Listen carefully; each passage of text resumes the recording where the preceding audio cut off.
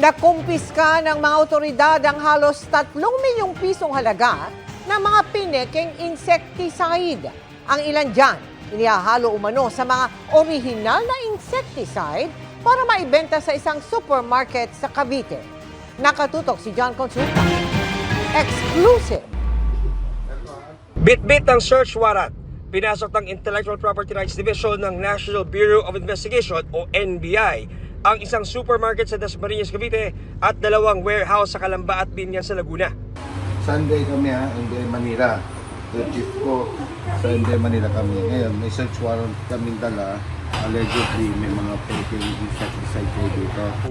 Tumambad sa operating team ang libu-libong canisters ng counterfeit na insecticide. Ayon sa NBI, sa tinarget na supermarket, inihahalo sa mga authentic insecticide ang mga counterfeit na produkto. Pero karamihan sa pinaking insecticide, ibinebenta sa social media. Binibenta to through online. So doon natin na-discover itong mga warehouse. Sa unang tingin, akalain mo talagang parehas na original. Pero may mga secret features itong original na wala doon sa peke. Isinagawa ang raid sa hiling ng manufacturer ng original insecticide. Sa kabuuan, umabot sa mahigit 20,000 counterfeit insecticide canisters ang nakumpiska sa 3 magkakahiwalay na operasyon na nagkakahalaga ng halos 3 milyong piso. Mahalaga to dahil unang-una itong insecticide is syempre paggamit ito medyo delikado na sa kalusugan ng tao. What more itong mga peking to na hindi natin alam kung anong kinocontain. Itong mga peking to, kumikita sila, binebenta mas mura, tapos hindi nagbabayad ng buwis sa gobyerno natin, malaki rin na nawawala sa ating gobyerno. Sinisikap pa rin namin kunan ng pahayag ang mga may-ari ng mga establishmentong ni-raid na nakaharap sa kasong paglibag sa RA 8293 o Trademark Infringement Law. Para sa GMA Integrated News, John Consulta, nakatutok, 24 oras. May mga ebidensya na umano pero tila nangangapa pa rin sa dilim ang mga pamilya ng ilan sa mga nawawalang sabungero. Pero tuloy raw ang laban para mapagulong ang hinihingi nilang hustisya. Yan ang aking eksklusibong pinutukan. Mahigit 2 taon na mula nang mawala sa sabungan sa Santa Cruz, Laguna, sina Melbert John Santos, Mark Paul Fernandin, Manny Magbanwa at Ferdinand Dizon. Kasama ang kasong ito sa mga inimbestigahan ng binuong Special Investigation Task Group sa Bungero ng PNP.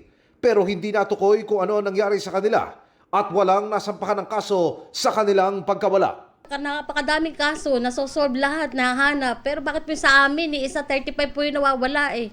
Bakit po hanggang ngayon wala pa po nakikita ni isa sa kanila? May mga ebidensya naman daw na pwedeng siyasatin pero nagtataka ang kanilang mga kaanak. Bakit tila nananatili silang nangangapa sa dilim? Gaya ng sa kaso ni Melbert na nakunan pa ng CCTV ang isa sa pinaniniwala ang mga suspect na nag-withdraw sa isang bangko gamit ang ATM ng biktima bago siya ni-report na missing. May maganda nga sanang update na noon yung mga may hawak ng kaso. Sabi sir, kamusta yun sa ATM ng anak ko? Eh sabi, ang sagot lang wala pa rin sir . Sa akin, ebidensya na yun . Hindi lang talaga maano .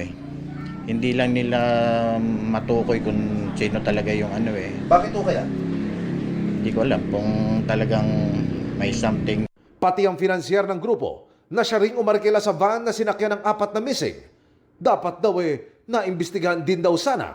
Pero hanggang sa umalis na ito sa kanyang inuwian, hindi man lang daw nakuna ng impormasyon. Siya yung nakakaalam kung ano po yung nangyari, kung bakit nawala sila, kung bakit kinuha sila. Siya lang po yung talagang nakakaalam kasi siya yung kausap nung mga panahon na yun bago sila mawala. Sagutin lang niya yung nangyari dito sa mga taong inano niya, yung nagamit niyan, yung mga nawawalang 4 na tao na yun. Wala na daw. Tanggapin ko na daw. Paano ko matatanggap kung wala po talaga akong nakikitang ebidensya na siya wala na talaga? Tuloy daw ang laban. Hindi raw sila titigil ng mga lampag. Malaman lang ang tunay na sinapit ng kanilang mga mahal sa buhay. Magbayad at managot kung sino man ang gumawa nun. Ganun-ganun na lang po ba yun? Buhay po yun Anak ko po yun Napakahirap po sa isang katulad ko na ina. Para sa GMA Integrated News, Emil Sumangil, nakatutok, 24 oras. Pwede na muling daanan ang Mactan-Mandaue Bridge sa Cebu matapos pansamantalang ipasara dahil sa sunog na sumiklab sa ilalim nito. Isinailalim din sa state of calamity ang barangay na naapektuhan. At nakatutok si Nico Sereno ng GMA Regional TV Balitang Bisda. Halos mag-zero visibility dahil sa kapal at itim ng usok na bumalot sa Mactan-Mandaue Bridge nitong Martes. Si isang kuha, kumakaripas pa ng takbo ang dalawang lalaking ito na sinubukang makatawid sa tulay. Galing ang usok mula sa nasusunog na bahay na nasa ilalim ng tulay. Dahil gawa sa light materials, mabilis na kumalat ang apoy sa sitio under the bridge at sitio Bantayan sa Hari sa barangay Look sa Mandaue City. Sa inisyal na listahan ng barangay, may 386 na bahay ang natupok. Katumbas yan ng 516 na pamilya o 1,745 na mga individual na nawalan ng tahanan. Ang mga apektado ng sunog, dinala muna sa evacuation center sa barangay gym at elementary school. Kahapon nagsagawa ng special session ang barangay at nagdeklara na ng state of calamity habang patuloy na gumugulong ang investigasyon sa pinagmulan ng sunog. Dahil nasa ilalim lang ng tulay ang sunog, sinusuri kung napinsala ito ng sunog. We'll report it to this regional office for again namagud sila yung mga tools ba to further assess the building ang sato sa rebars inside katong mga napay mo mga JICA tools nga gi-donate for checking para sa bridge. Para sa GMA Integrated News, Nico Sereno ng GMA Regional TV Balitang Bisdak, nakatutok 24 oras. Bagong milestone para kay Sparkle Hunk Gil Cuerva ang nakamit na gold medal sa kanyang first ever jiu-jitsu competition. Pero bukod sa award na yan, may iba pa raw siyang itinuturing na biggest win. Yan ang chika ni Katatibayan.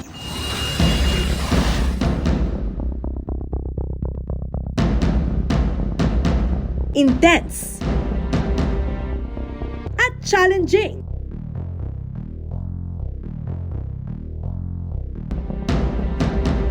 Ganyan kaastig ang sparring session ni Sparkle Hunk Gil Cuerva nang bisitahin ng GMA Integrated News.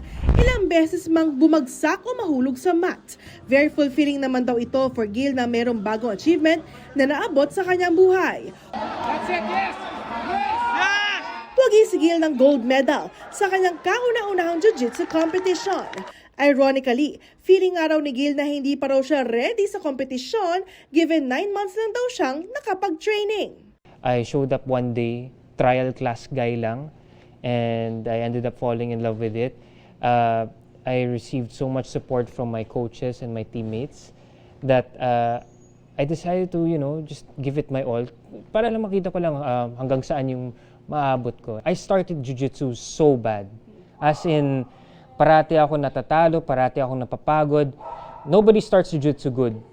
And I learned to enjoy the process of learning. Bukod sa panibago may tuturing na life skills, mahilig na raw talaga si Gil sa mixed martial arts. Pero naengganyo palalo si Gil subukan ng jiu-jitsu sa tulong ng kanyang mga kaibigan. Ang kanya next goal, mag-train palalo sa jiu-jitsu hanggang sa maging certified black belter. The biggest win for me was just registering and signing up for the competition. Dun pa lang I felt like I already won in something. What I discovered was, if I actually have belief in myself, I'm 28 years old. I'm no spring chicken, but don't be afraid to reinvent yourself. And if there's any piece of advice I could give to people, it's that a great support system can take a man so far. Katatibayan updated sa showbiz happenings. Nawi sa bugbugan ang paligan ng basketball sa isang barangay sa San Carlos City sa Pangasinan.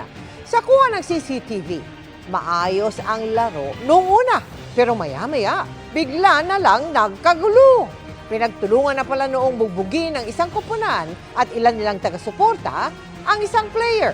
Kwento ng biktimang nagtamo ng mga sugat sa katawan, bigla na lang siyang siniko saka sinuntok ng kalaman matapos niyang itaas ang kanyang kamay para sana harangin ang may hawak noon ng bola. Ayon sa pamunuan ng barangay, pag-aharapin nila ang biktima at ang mga nambugbog para magkaayos. Nakadepende raw sa mapag-uusapan doon kung magsasampa ng kaso ang pamilya ng biktima. Nakauwi na sa Pilipinas ang 2 pang seaman ng barkong tinamaan ng missile ng Houthi rebels malapit po sa Yemen. Umaasa naman ang may bahay ng isang nawawalang tripulante na buhay pa ito. Nakatutok si Ian Cruz. Sakay ng isang air ambulance, balik bansa na rin kaninang umaga ang 2 tripulante ng MV True Confidence, ang cargo ship na tinira ng missile ng Houthi rebels sa Gulf of Aden sa gitnang silangan. Isa sa kanila ang lubharaw na sunog ang muka habang na-amputate naman ang paa ng isa pa. Sinalubong sila ng iba't ibang ahensya ng gobyerno at ng isang medical team na nagdala sa kanila sa ospital para ipagpatuloy ang kanilang paggaling. Okay na po sila, nasa stable condition at inaalagaan po natin at kapiling na po nila ang kanilang pamilya. Una na nakauwi ang 11 tripulante ng True Confidence itong Martes. 2 pang tripulanteng Pinoy ang naiwan pa umano sa barko at inineklara ng mga otoridad na patay na. Sa eksklusibong panayam ng GMA Integrated News sa misis ng isa sa mga seaman, hanggat hindi raw nakikita ang katawan, naniniwala siyang buhay pa ang mister at kasama nito na isang bosun. Sana kasi kusuhin na nila yung 2 pang naiwan doon sa barko kasi baka mamaya buhay pa sila. Kahapon daw ang kaarawan ng mister, bukas naman ang wedding anniversary nilang mag-asawa. 2 ang maliliit nilang anak. Wala pa rin maayos na update sa amin. Mag-update lang, nire-recover na daw pero wala pa rin po talaga. Yung talagang malinaw kung kailan makukuha, kailan nila Ang hirap po mag-antay.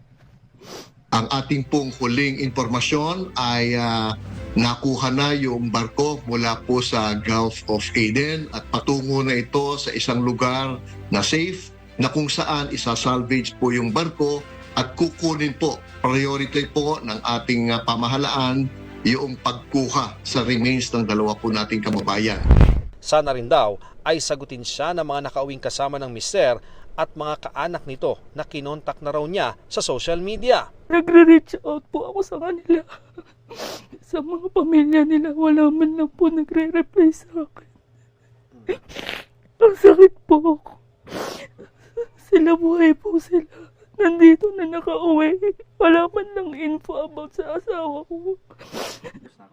Pasado 10:00 ng umaga noong March 6 nang mag-message daw ang mister.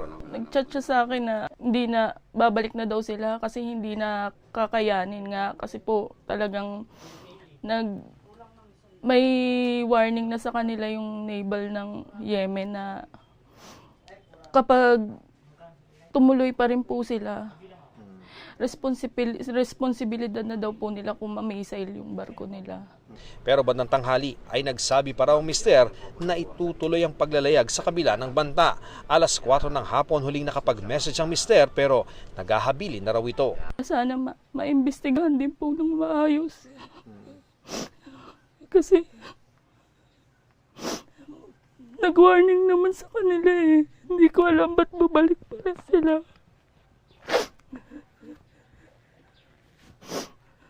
Para sa GMA Integrated News, Ian Cruz, nakatutok 24 oras. Ipinasilip na po ng Kamara ang lugar kung saan ide-detain si Pastor Apollo Kibuloy kung matuloy ang pagpapaaresto sa kanya. May hanggang Biyernes naman siya para sumipot sa Senado bagamat umaapela ng due process si Senador Robin Padilla. At nakatutok sina Mav Gonzales at Tina Panganiban Perez. Dito sa detention center sa Southgate ng Kamara, idedetine si Pastor Apollo Kibuloy sakaling matuloy ang pagpapaaresto sa kanya ng Kamara. Ito po yung first stage natin. Once na meron na pong held in contempt, yung ating committee, dito po siya dadaan. Bale, i-screen po yung gamit niya and then iiwan po yung kailangan iwan. May water dispenser at magkahiwalay na banyo para sa mga lalaki, babae at PWD. May mga CCTV camera ring minomonitor ng Legislative Security Bureau. Sa lugar na ito ay may 2 kwarto. Itong may takip na window na ito, isa itong kwarto. May sarili ang pinto, kaya pribado naman yung loob. May aircon din kung mapapansin ninyo, kaya komportable raw kung sino man ang mananatili sa loob ng kwartong ito.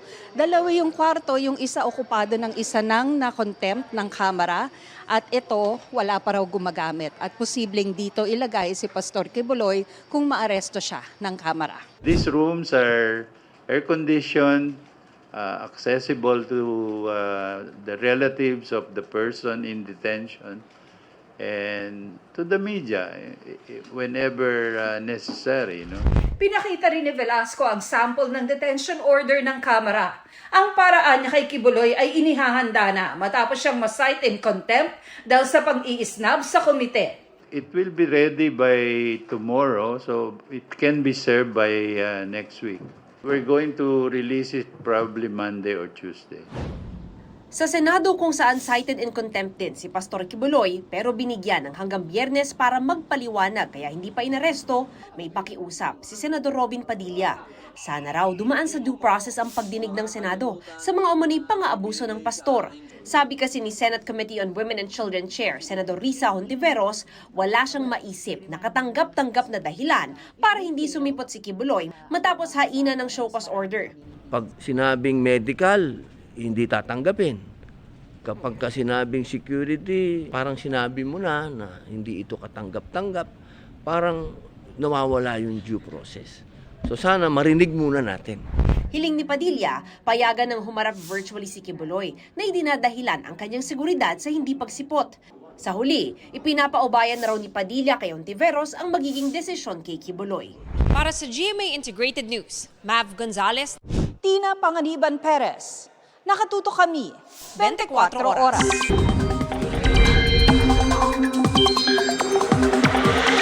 Mga kapuso, wala pang tag-init pero ilang araw ng ramdam ang malinsangang panahon sa malaking bahagi ng bansa. Sa Cotabato City, 3 magkakasunod na araw ng naitatala ang pinakamataas na heat index o damang init na pumapalo sa 42 degrees Celsius. Sabi ng Pag-asa, normal na ganito kainit sa lugar dahil bukod sa easterlies, may epekto rin dyan ang lokasyon o topografiya. Bukas, isa rin ang Cotabato sa mga inaasahang makararanas ng mainit na panahon. Pero kahit mainit, may tsansa pa rin ng ulan. Sa datos ng Metro Weather, posibleng ulanin ng Aurora, Quezon, Isabela, Camarines Provinces, Zambales at Oriental Mindoro. Sa Visayas, umaga pa lamang may ulan na. Sa Negros Provinces, Cebu, Bohol, Samar at Leyte Provinces. Pagsapit ng hapon, may pag-ulan na rin sa ilang bahagi ng Panay Island. Kumpara naman itong mga nakalipas na araw, bagyang mababawasan ang ulan sa Mindanao. Mga panandalian at kalat-kalat na ulan lang yan sa ilang lugar sa Zamboanga Peninsula, Northern Mindanao at Caraga. Dito sa Metro Manila, bandang tanghali o hapon may tsansa ng ulan. Kasama sa posibleng makararanas dyan ang Camanaba at Quezon City. Bagyang buwaba ang shear line at umaabot ngayon sa Southern Luzon. Patuloy rin ang pag-iral ng amihan at easterly sa natitirang bahagi ng bansa.